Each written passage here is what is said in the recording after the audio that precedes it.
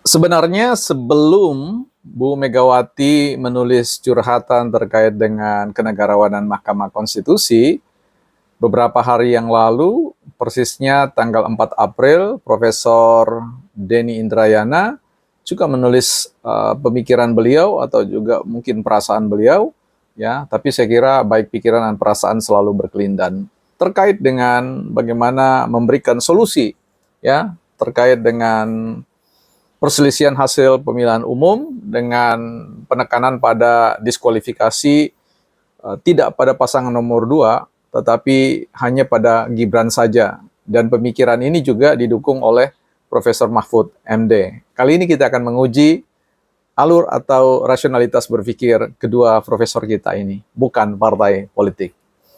Ya, teman-teman, kita akan bincangkan soal menguji nalar dua profesor hukum kita, bukan dalam rangka menguji keprofesorannya, tetapi tentu pikirannya, ya, karena pikiran itu siapapun berhak untuk mengkritisi atau mendebatnya. Tapi kali ini kita bincang-bincangkan saja, dialektika lah seperti itu. Nah, sebelumnya kita mau melihat buku, ya, buku yang ditulis oleh Profesor Denny Indrayana, ya. Ada buku yang dulu pernah terbit, yang belum banyak sih sebenarnya saya baca, ya, tetapi adalah saya baca Juni 2008, ini jauh sekali sebenarnya, ya, tapi nggak apa-apa lah. Yang jelas ada satu pemikiran bahwa ketika kita ingin memahami apa yang dikatakan oleh seseorang, jauh lebih baik kita membaca apa yang dia tulis ketimbang mendengar apa yang dia sampaikan, ya. Sekalipun itu juga punya kontribusi yang baik dalam rangka untuk memberikan pengertian kepada kita. Baik di dalam buku beliau, Profesor Denny Indrayana ini, ya, kumpulan buku-buku populer ilmiah yang tulisan ilmiah yang dibukukan. Ada satu kata pengantar yang menarik, ya, yang disampaikan oleh Profesor Sabjito Raharjo, ya, tentu ini adalah begawan hukum, ya. Menarik, ini saya bacakan pada bagian kata pengantar, ya. Ada seloroh di kalangan komunitas akademi bahwa mereka yang mengambil program doktor di bidang tata negara harus cepat menyelesaikannya kalau tidak ingin tertinggal oleh perubahan-perubahan dalam bidang hukum itu yang sangat cepat dan disertasinya menjadi barang basi. Ya, tentu kalau kita bicara tentang disertasi, kajian-kajian ilmiah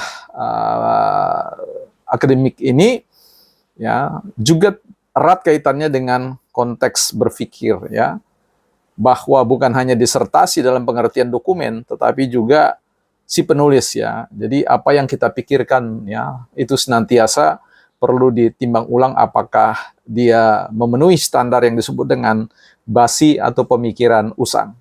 Nah, jangan-jangan kebanyakan pemikiran-pemikiran yang berseliweran di ruang media sosial atau di media massa itu merupakan sebuah pemikiran yang basi, ya, artinya pemikiran yang menurut saya jauh dari kemampuan untuk membaca, memahami pergulatan kekinian baik dalam konteks hukum, politik, filsafat, ya, psikologi, komunikasi dan banyak hal. Nah, karena itu memang ada prinsip kehati-hatian untuk kita tidak terjebak pada konteks hal usang atau tidaknya. Mudah-mudahan pikiran Profesor Denny Indrayana dan juga pikiran Profesor Mahfud MD tidak masuk dalam kategori basi, ya. Ya, baik teman-teman, kita lihat lagi begini, mengapa konteks ini penting, ya? Karena beberapa waktu yang lalu saya menonton di media YouTube, ya, bahwa ada tulisan, ada pemikiran dari Prof. Mahfud yang dikutip oleh media massa terkait dengan usulan bagaimana keluar dari sengketa ini, semacam jalan tengah lah gitu, ya, jalan mediasi, di mana perhitungan kalau tulisan dari Profesor Denny Indrayana itu mencari keadilan Pilpres 2024 di Kompas opini tanggal 4 April, ya, teman-teman bisa lihat ini kan silau, ya, berhadapan. Oke, nanti teman-teman baca, ya. Nah, di sini Profesor Indrayana mencoba untuk menawarkan solusi pemikiran dan menyajikan tentang dilema-dilema yang akan dihadapi oleh Mahkamah Konstitusi dan juga tentu negara kita.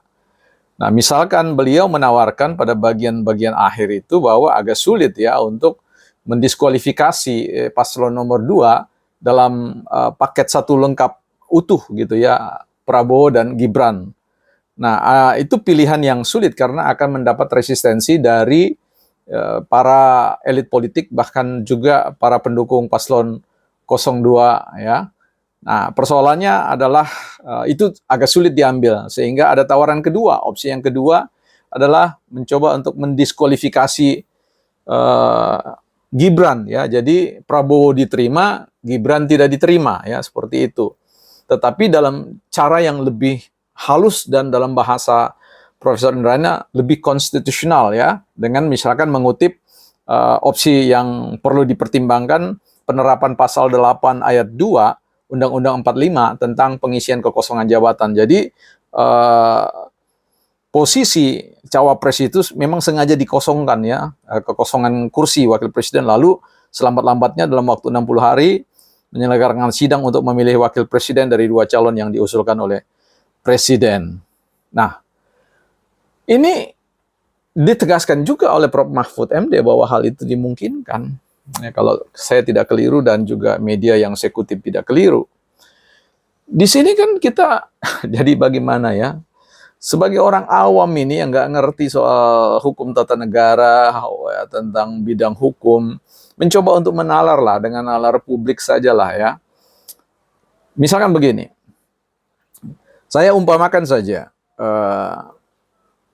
kalau bicara tentang pencampuran warna, anggap saja Presiden Prabowo itu presiden terpilih versi real count, Prabowo itu adalah warna merah, Gibran itu cawapres terpilih, itu adalah warna kuning. Dan larutan melted keduanya itu menghasilkan realitas yang namanya orange ya. Nah, kemudian bagaimana mungkin ya realitas oranye yang merupakan pencampuran sempurna dari presiden dan wakil presiden itu kemudian bisa dipisahkan? Apakah kita bisa kemudian mengurai kembali unsur yang namanya unsur warna merah, dilepaskan kembali dari unsur warna kuning yang sudah melted, yang sudah larut menjadi satu entitas baru? Ya, itu logika sederhana yang mau coba kita bagaimana mengejar logikanya Prof. Indrayana dan juga Prof. Mahfud. Atau kemudian dengan hal yang lain. Misalkan di tangan saya ini ada uang 200 rupiah, ya, 200 rupiah. Yang satu adalah bergambar angka 200 secara kuantitatif. Di sisi sebelahnya ini adalah gambar Dr. Tirto, ya. Dr. Tirto yang kita kenal sebagai seorang dokter yang kemudian berperan dalam konteks perjuangan menghadapi Belanda, ya, di sini.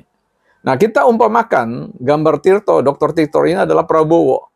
Dan gambar 200 di sini adalah Gibran. Sekarang bagaimana kemudian kita mau menghapus sisi ini?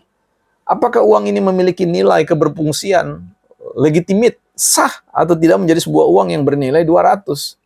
Saya kira logika sederhana itu impossible, tidak mungkin. Ya.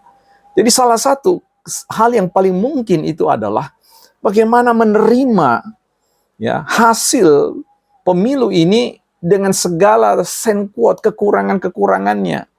Bahkan kalau mau dikatakan dengan segala plus minus margin error kecurangan. Karena bicara tentang kecurangan semua orang harus bisa membuktikan itu kan. Tapi kalau kita pahami dalam konteks suatu demokrasi yang penuh dengan kenoisan, ya, tentu kita tahu bahwa impossible mau melihat bahwa ada demokrasi sempurna. Demokrasi itu selalu cacat pada konteks-konteks tertentu. Sehingga kalau kita berbicara tentang kecurangan, kita tidak akan pernah bisa selesai. Indonesia ini jauh mundur ke belakang. Jalan satu-satunya adalah ya mempercayakan Mahkamah Konstitusi untuk memutuskan, membuat putusan, amar putusan dengan pertimbangan yang tidak perlu kita campuri ya.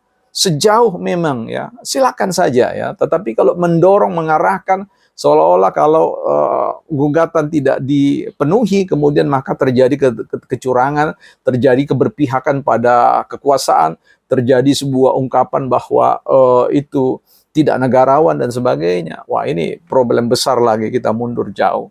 Saya kira sekali lagi kita mengatakan bahwa kita tidak punya regulasi untuk melakukan usulan dua profesor kita yang kita hormati itu. Karena itu Ya, mari kita buat pasca Pak Prabowo dan Gibran sebagai presiden dan wakil presiden, mari kita rapikan ya konstitusi kita, regulasi kita dan demokrasi kita, bukan partai politik.